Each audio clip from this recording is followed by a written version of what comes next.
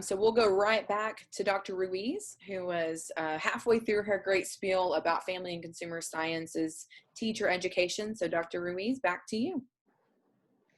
Okay. Shall I pick up where I left off? Yeah. That sounds good to me. Okay. Well, I was really almost done, but I was talking about the different courses that you would have at Lamar to prepare you, and said that you'll have a little bit in every area of family and consumer sciences, the clothing and textiles, family studies, nutrition, hospitality, and then one of the things that you'll experience is the Family and Consumer Sciences Distance Alliance. About probably 20 or 25 years ago, they realized the schools in the state were putting it together that there is such a shortage of family and consumer sciences teachers. And so one thing that they did to try to increase the number of teachers is form a consortium, a group of a number of colleges, and you take some of the upper level courses online that are unique to the teacher certification program. Like I mentioned a while ago, that occupational, family and consumer sciences, classroom management, and family and consumer sciences. But in our department, we don't have interior design, and so your interior design kind of classes will be online with the Alliance. But the neat thing about the Alliance is that you register at your home institution, which would be Lamar, and you pay at your home institution. It doesn't cost anything any different than any other course that you might take. But then we communicate with the provider institution that is offering that course, and then you take it with them, and then they send your grade to us and we post the grade. And that's for about 5 or 6 courses at the junior and senior level. And we've had very good experiences with the Alliance. We have courses offered by Texas Tech, Texas Women's University, and I think Sam Houston is in the Alliance, and also Stephen F. Austin is in the Alliance. And so that's just something that's unique to the program. And so in addition, I wanted to talk about jobs. If you want a teaching job, you will get a job. There are jobs every year. But one of the things that I wanted to mention is that there are other jobs that you can do with this degree in addition to teaching. I don't know if you've heard of the AgriLife Extension Service, but every county has at least one, and usually more than one, AgriLife Extension agent, and they do community education. They sponsor the 4-H clubs, and they take students to competitions and so forth. And so you can, that's the AgriLife Extension people want teacher certification majors to do that job. They also, another thing that you can do, and several of our graduates have done this, is work for a product company that makes either things related to our area, that either food or cookware, sewing machines, things like that. And you can be a marketing person for a company like that. We've had graduates of the teacher certification program go into real estate. I mean, who better to assess the needs of a family and find a house for you than someone who's had a little bit in all these subject matter areas. And so that's just neat. You're not just limited to teaching.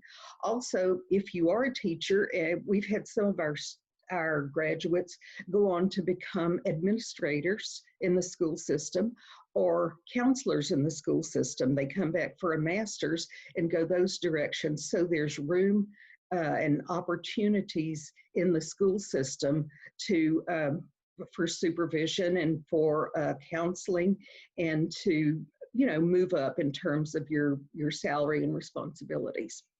Okay, well, I'll answer any questions that you have for me. Thank you so much. That was a lot of really good information. And a question that I know I have that many students may have as well is you covered an array of things, like many different things that this degree could prepare you for and lead you towards, that may have students feeling a little overwhelmed as far as the coursework goes, or maybe feeling like they're not sure which direction they want to head. Is there a way that they could visit with faculty to really pinpoint which direction they would like to use the degree, and perhaps maybe add minors to their majors that would help them even be more prepared for the many degrees that you talked about? I know, for instance, you mentioned culinary skills. That is a growing profession in the high school area, and they need teachers to teach those at that level. Are they equipped when they graduate to do those types of jobs, that specific, I mean? They are, but they've had probably only 2 or 3 courses in culinary. I think it's 3. So really, when they get out and get a job, sometimes they want to go to workshops to strengthen the area that they're focusing on in their teaching. Like if you got a job in culinary, there are many continuing education opportunities to help you improve your skills and your teaching skills.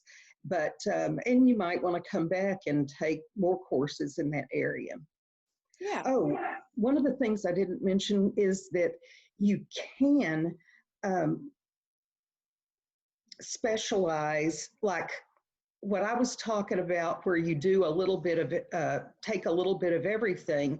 That's called the composite certificate, but you can get a teaching certificate in just family studies or just culinary. And so that, in a way, that's limiting. I usually don't recommend that because it just sort of narrows your focus. But if a person is bound and determined or already have a big interest in either of those areas, they could just totally zoom in on teaching culinary or teaching family studies.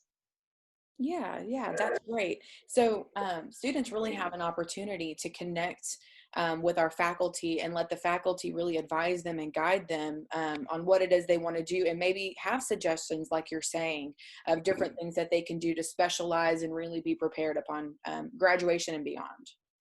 That's true, and any of our faculty members would be happy to talk with a person who's considering the teacher certification area and talk more in depth about their particular subject matter area. Awesome. Great. Well, I don't think we have any additional questions that have come in through our chat, but we know I'd like to provide a way for our students to be able to connect with us should they have any questions. I do want to thank Dr. Wallet, Dr. Ruiz, and Dr. Kimmons for being with us today. And a big thank you to Angie as well. We could not have done this event twice, if you will, without the help of each of you. So thank you very much. I do want to share my contact information with you. Let me look at sharing my screen. This is just an easy way for students to be able to get a hold of me if they need to.